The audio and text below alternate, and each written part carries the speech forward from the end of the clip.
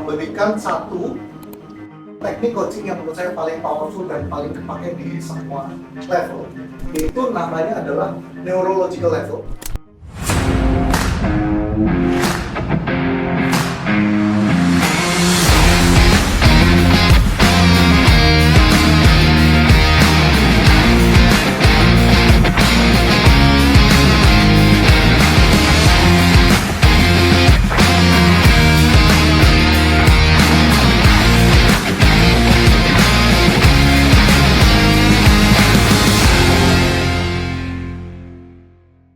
Environment itu artinya adalah where dan when.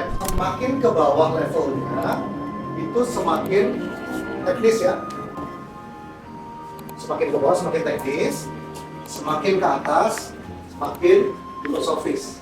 Kalau di NLP, setiap kita melakukan suatu hal atau melakukan suatu pekerjaan atau sebuah tindakan, itu ada semua level ini terkandung di dalamnya. Maksudnya gimana sih? Maksudnya gini deh. Misalnya saya di sini sebagai pengambil keputusan. Misalnya mau tanda tangan kontrak atau tidak. Nah, ketika saya melakukan tanda tangan kontrak, akan ada level ini di dalamnya. Contoh misalnya where dan when, kapan dan di mana saya tanda tangannya. Teknis ya, kapan di mana gitu kan. Kemudian ada behaviornya sendiri. Itu adalah what. What-nya tanda tangan kontrak. Behaviornya. Kemudian how atau capability atau kemampuan, artinya adalah capability atau kemampuan apa yang saya punya untuk melakukan hal tersebut. Kalau saya direkturnya, jabatan direktur, makanya saya itu adalah capability-nya. Atau saya adalah decision maker di perusahaan ini, makanya saya punya capability untuk tanda tangan. Berikut lagi adalah belief atau value. Belief itu adalah kepercayaan, value itu adalah nilai. Mirip-mirip ya. Artinya, wah, kenapa saya tanda tangan kontrak itu? Kenapa saya tanda tangan kontrak? Ya. Kemudian ada identity, ini adalah who. Ketika saya tanda tangan kontrak itu, saya melihat diri saya sebagai apa? Saya dipandang oleh orang-orang di sekitar itu sebagai apa? Sebagai siapa? Ini adalah identity. Purpose itu adalah what else? Atau kita ya. Jadi kalau bahasa Inggris mungkin agak bingung hukum itu maksudnya gimana. Kalau Indonesia itu adalah demi apa? Demi siapa? Saya tanda tangan itu demi siapa sebenarnya? Demi perusahaan, demi keluarga saya di rumah. Itu purpose, tujuan. Jadi makin atas makin filosofis. Nah, kalau di dalam neurological level di NLP, artinya adalah setiap perbuatan kita bisa dipecah kayak gitu. Saya ngajar di sini, saya bisa mecah hal itu ya. Di mana, kapan? Di TPM, training. Saya adalah sebagai trainer, saya bisa public speaking, saya bisa coaching gitu kan. Terus kenapa saya melakukan itu? Karena saya temannya Coach Chandra gitu kan. Contohnya aja sederhana aja gitu kan. Karena saya menjaga hubungan dengan Coach Chandra. Saya melihat diri saya siapa? Saya adalah calon trainer paling hebat se-Indonesia. Amin. Amin kan? Itu maksudnya ya, identity. Purpose-nya untuk apa ya? Untuk keluarga. Untuk keluarga ya. Di sini siapa yang bekerja sekuat tenaga dengan seniat hati untuk keluarga di rumah? Semua tangan dong. Nggak semua kakak nggak punya keluarga. Ya intinya begitu ya kira-kira ya. Purpose ini bisa untuk negara, bisa untuk Tuhan kita, bisa untuk keluarga kita, bisa untuk diri kita sendiri. Pokoknya dia yang paling atas. Nah, terus di coaching makainya gimana? Makainya jadi ya pertanyaan per level ini gunanya apa ya? Gunanya dulu. Pertama itu adalah menguak nilai dan identitas seseorang. Jadi kita tanya-tanya, kita bisa tahu orang itu nilainya apa, tujuan hidupnya apa, menguak nilai dan identitas seseorang. Setelah kita sudah tahu nilai dan identitas seseorang, lebih gampang, di kulit-kulitnya lebih gampang. Ya, di negosiasi berikutnya lebih gampang. Oke, itu pertama. Kedua, itu adalah menemukan yang namanya ketidaksetaraan. Jadi kalau misalnya saya melakukan training secara sukses, secara berhasil, itu artinya dari level paling bawah sampai paling atas itu lurus, sejajar. Tapi misalnya nih, environment oke, behavior oke, capability oke, tapi saya nggak percaya diri. Saya rasa saya belum bisa loh. Saya oke lah. Ketika ada ketidaksetaraan seperti ini, ada yang lenceng-lenceng seperti ini, itulah terjadi yang namanya dissonance atau kekacauan.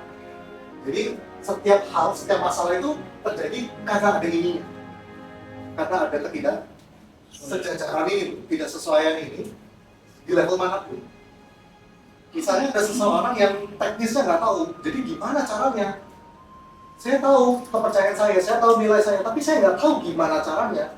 Berarti di sini, gitu ya? Atau mungkin di sini tidak punya skill yang pas. Itu jadi gunanya segitiga ini adalah nemuin masalah itu di level mana. Ketika yang bengkok-bengkok ini berhasil dilurusin, pasti lancar, pasti beres. Jadi semua masalah, semua konflik itu terjadi karena ada bengkok-bengkok ini. Intinya begitu. Itu yang kedua. Yang ketiga, gunanya apa ya? Kalau kita lagi ngobrol, ini adalah tools kita supaya ngobrolan kita itu berkualitas. Pernah nggak sih kita kalau ngobrol, kan basa-basinya nanyanya cuma dari mana, gitu kan? Sibuk apa, gitu kan? Selama ini kita cuma nanya sekitar sini deh. Sibuk apa? Hobi ngapain? Gitu? Tapi kalau kita begitu nanyanya di sini, misalnya lagi ngobrol, menurut lu yang paling penting dalam hidup lu apa sih? Ngobrol, tapi itu nanyanya begitu. Dia pasti kan, langsung apa? Ya, ini basa-basi yang luar biasa. Jadi ini adalah cara kita ngobrol secara berkualitas. Lagi kalau udah temenan, udah lebih dekat lagi, tanya lagi. Terus emang lu selama ini berusaha bekerja di sini pagi siang sore malam, emang lu lihat diri lu sebagai siapa sih? Lu pengen dipandang sebagai apa sih? Itu pertanyaannya. Supaya obrolannya berkualitas. Jadi ngobrol itu begitu pulang dia akan ketemu. Jawabannya dia akan ketemu, karena nggak mungkin ada orang yang nanya gitu ke dia. Sehingga mungkin dia nggak sadar dengan nilai-nilai ini yang ada di dalam diri itu tidak sadar. Oke? Dan yang terakhir adalah mencari solusi, mencari jawaban. Ketika ada masalah yang nggak tahu solusinya apa, di coaching pakai neurological level, insya Allah bisa ketemu juga. Ya? Oke? Nah, jadi gimana dong cara prakteknya? Ini mukanya udah ngerenyit semua, udah bingung nih ngomongin apa gitu kan. Tadi gampang ngomongin buaya sama bakso kan gampang. Oke ya, kita mulai satu persatu ya. Jadi nanti kita akan berdua latihan tanya neurological level. Dan yang ngejawab, tolong biarkan temennya sebagai seorang coach sebentar aja, jawab aja gitu. Dijawab aja. Ya, tolong dicatat pertanyaannya ya. Mulai dari bawah, nanti kita akan tanya mulai dari bawah sampai ke paling atas. Jadi nanti kita akan tanya tentang cita-cita kita. Semua punya cita-cita kan? Iya. Punya cita-cita, betul? Nah nanti itu yang akan kita ceritakan ya, cita-cita. Tujuan hidup kita, cita-cita kita. Oke? Ya nanti yang nanya akan nanya neurological level, yang jawab itu ceritain tentang cita-citanya. Jadi kita akan mulai ya dari yang paling bawah. Cita-cita lu misalnya apa nih? Mungkin dia akan jawab sini dulu ya. Oh, pengen jadi pilot. Misalnya. Kan pengen jadi pilot nih. Terus, where dan when? Kapan kira-kira lu merasa cita-cita itu bisa tercapai? Di mana? Di Indonesia, di luar negeri kah? Di PPM kah? Di perusahaan lain kah? Where and when? Kapan? Di mana? Simpel ya? Jadi cita-citanya melakukan apa? Kemudian environment-nya ditanya, terus mulai naik. Nah ini pertanyaannya gimana? Pertanyaannya adalah, apa sih kemampuan yang harus lu punya untuk bisa mencapai cita-cita ini? Nah nanti yang ditanyain begitu, jawab aja, jangan sok kritis ya, jawab aja. Kasih kesempatan temannya untuk mengcoaching Anda. Jawab, apa sih kemampuan ya? Jadi ini saya coba tulis ya, biar jelas ya. Kemampuan, terus sumber daya, Lu butuh sumber daya apa sih untuk mencapai cita-cita itu? Sumber daya. Modal. Itu modal apa? Butuh skill apa? Butuh ilmu apa? Itu di capability. Bagaimana pokoknya caranya bisa mencapai cita-cita itu. Oke? Nah, lanjut lagi. Kenapa? Ini dimulai dari kenapa? Kenapa menjadi pilot itu penting? Nah, itu value-nya keluar. Menjadi pilot. Oke? Ya, pertanyaan di value itu kenapa ya? Kenapa penting?